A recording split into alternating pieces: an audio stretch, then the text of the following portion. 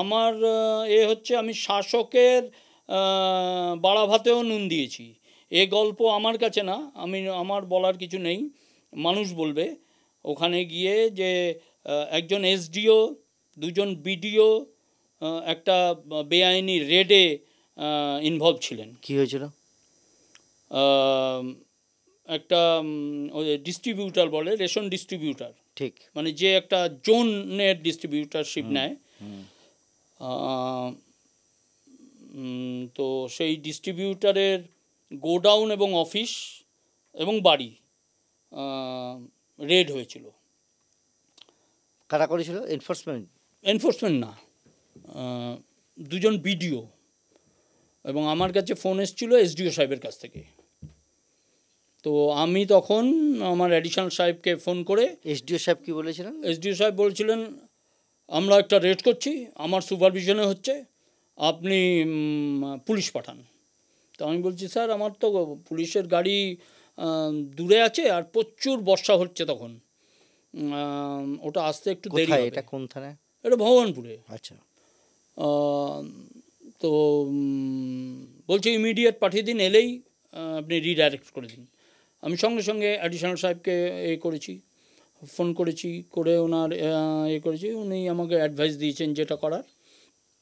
আমি general diary করে ওদের ইনফরমেশান দিয়ে, ইনফরমেশানে কল লক করিয়ে ওই গাড়িটা এসছে ওই পারপাস সার্ভ করে, তাকে রিডাইরেক্ট করে দিয়েছি ওর সিসির পিছনে লিখে যে to report to SDO at অমুক জায়গা for the purpose of red.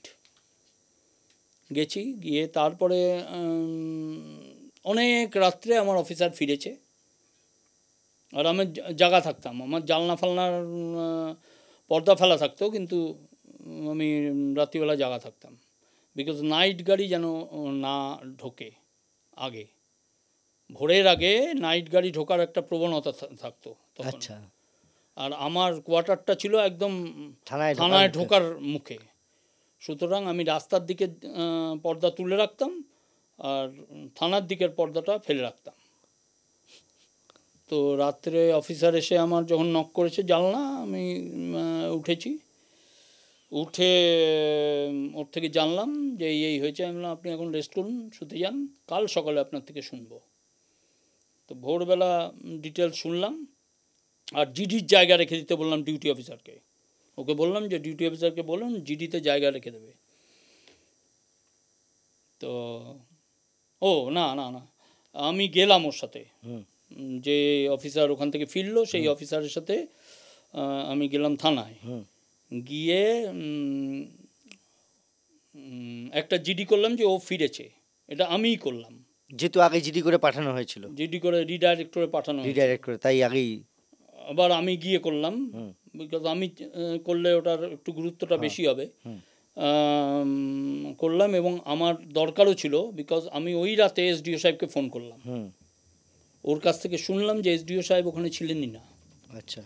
রেডে, এবং কোনো সিজার লিস্ট এবং একজন আসামিকে ওরা দিয়ে গেছে, যে কি বলে, যার ইনজুরি আছে। আপনার কোনো অফিসার ওই গাড়িতে, আপনার ওই এতে ছিল না? আপনার যে ভ্যান গিয়েছিল? আমার যে ভ্যান গিয়েছিল তাকে নিচে দাঁড় করিয়ে রাখা হয়েছে। আচ্ছা। ওরা দুটো স্পটে গেছে, একটা স্পটে নিচে দাঁড় করিয়ে রাখা হয়েছে, আরেকটা স্পটে নেয়নি ওকে। আচ্ছা। অথচ গাড়িতে যখন তুলে দিচ্ছে একজন ইনজিওর্ড অ্যাকিউজড, ওরা নিয়ে এসছে অ্যাম্বাসাডার করে, নিয়ে এসে কে তুলে দিচ্ছে? ওরা থানায় দিয়ে দিচ্ছে তাকে। এবং আমি না গেলে ওটা হতো না, আমি না গেলেও তো ডিউটি অফিসার ওকে রিসিভ করে নিত। আমি তখন ওদের বললাম, ওই যে ভদ্রলোকরা ছিলেন, এমসি করতে হবে, তো এমসি করার জন্য আমি বললাম যে আমি নেব না, মানে মেডিকেল সার্টিফিকেট। তখন ওরা বললো যে এসডিও সাহেবের সাথে কথা বলুন।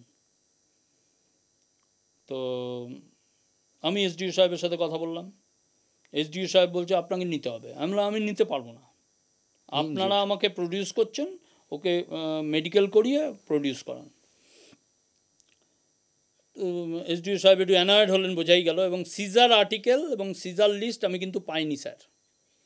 আর দুজন বিডিও সাহেব এসেছিলেন এফআইআর করার জন্য। আমি বললাম ওনারা দুজনই সই করেছেন। আমি বললাম এফআইআর করতে হলে একজনকে সই করতে হয়, বলছে আইন আমাকে শেখাবেন না, এরকমভাবেই বলছেন। আমি বললাম আপনি সিনিয়র অফিসার স্যার। তো ওই রাত্রে আমি অ্যাডিশনাল সাহেবকে ফোন করেছি, ওই মাঝরাতে। আমার কোনো ওইসব লাগে না, আমি যেটা জানি না সেটা সাহেব আমাকে তো করবেন। আপনার মাথায় তো কিছু থাকে না। না, আমার মাথায় খুব একটা থাকে না। তো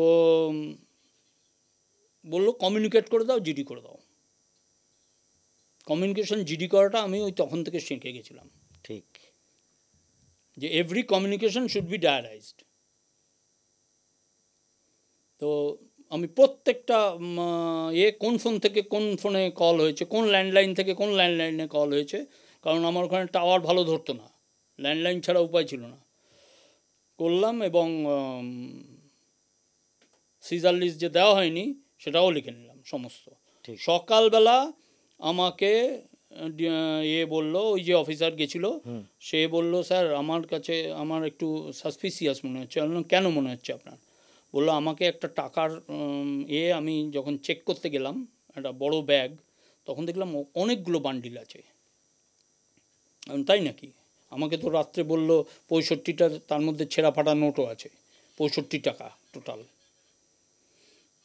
বললো না স্যার। আমি বললাম কত হতে পারে আন্দাজ? বললো 8 লাখ। আমি বললো একটু সময় দিন আমাকে, আমি যতটুকু দেখেছি 8 লাখ। ঠিক আছে, আর কি কি? ও বললো আর কিছু খুব একটা করেনি। এবার লোকটাকে ওরা এমসি করিয়ে আমাকে দিল, কিন্তু আমি লোকটাকে পরের দিন ফরওয়ার্ড করলাম। ওই এফআইআর নিতে আমাকে বাধ্য করা হলো। আমি সেটাও জিডিতে এন্ট্রি করে ওই এফআইআরই পাঠিয়ে দিলাম পরের দিন। অ্যাডিশনাল সাহেবের সাথে কনসাল্ট করেছি যতবার হয়েছে। মামলাটা কিন্তু আমি নিইনি, কেন যেন একটা আমার মনে খচখচ হয়েছিল, যে কারণ ইম্পর্টেন্ট মামলা আমিই নিতাম সাধারণত। ঠিক, সেটা আমার সেকেন্ড অফিসার না থার্ড অফিসারকে দিয়েছিলাম। তো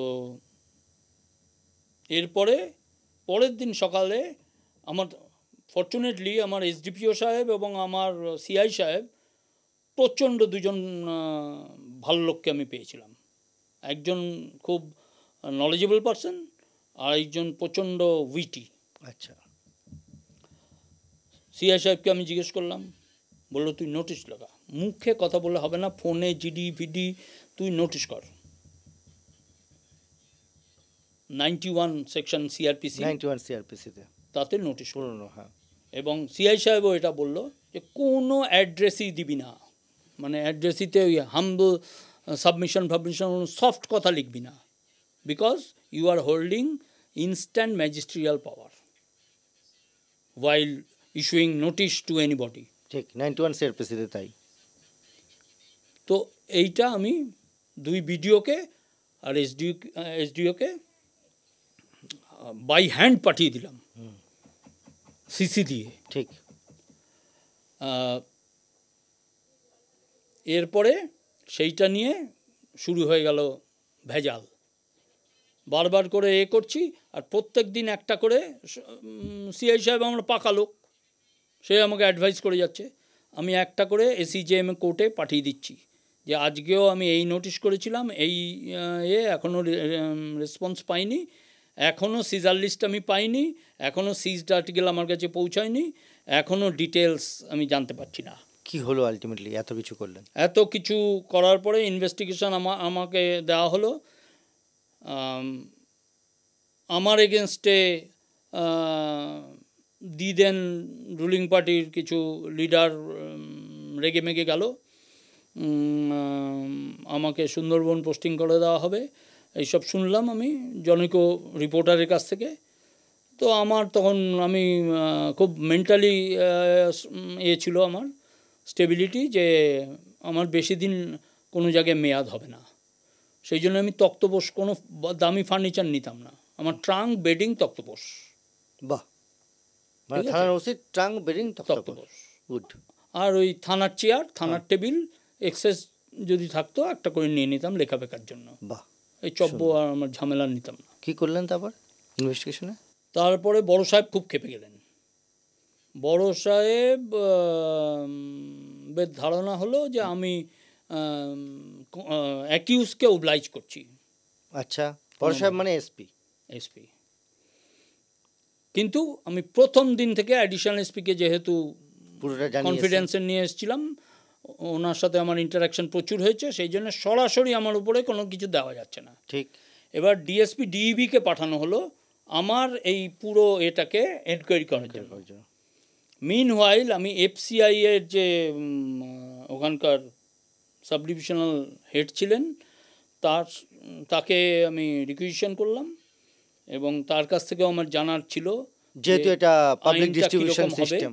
হ্যাঁ, পাবলিক ডিস্ট্রিবিউশন সিস্টেম, যেহেতু রেশনের ব্যাপার আছে, সেই জন্যে ওনার নিলাম, ডিইবিকে নিলাম সাথে নিয়ে এন্টায়ার ইনভেস্টিগেশনটা এফআর ফলস শেষমেশ হলো, এবং ভিজিলেন্স হলো, ভিজিলেন্স থেকে এনকোয়ারি হলো 2-3 বার। সেখানে এসডিও সাহেব সাসপেন্ড হলেন, ডিএম সাহেবের ঘরে আমাকে ডাকা হলো, এবং আরও সবাই আমার সিনিয়র অফিসারদের ডাকা হলো। 5 দিনের মাথায় সিজড আর্টিকেলস 8 লাখ টাকা ইনক্লুডিং একটা গয়না বাদে বাকি গয়না, আরও যা যা কিছু সিজ হয়েছিল সেটা 3টে ট্রাঙ্কে করে দিয়ে গেলেন। এবং জেলার একজন মানে ওই নেতা,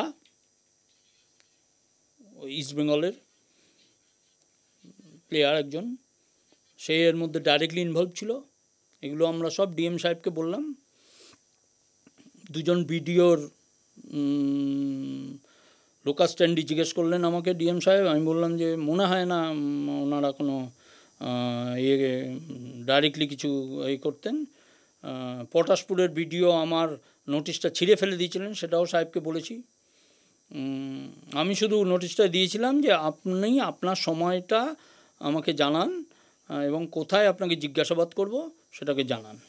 সেইটা উনি আমার কনস্টেবলের থেকে প্রথমে নিয়ে তারপরে আবার ওকে ডেকে তারপরে ছিঁড়ে ফেলে দিয়েছিলেন।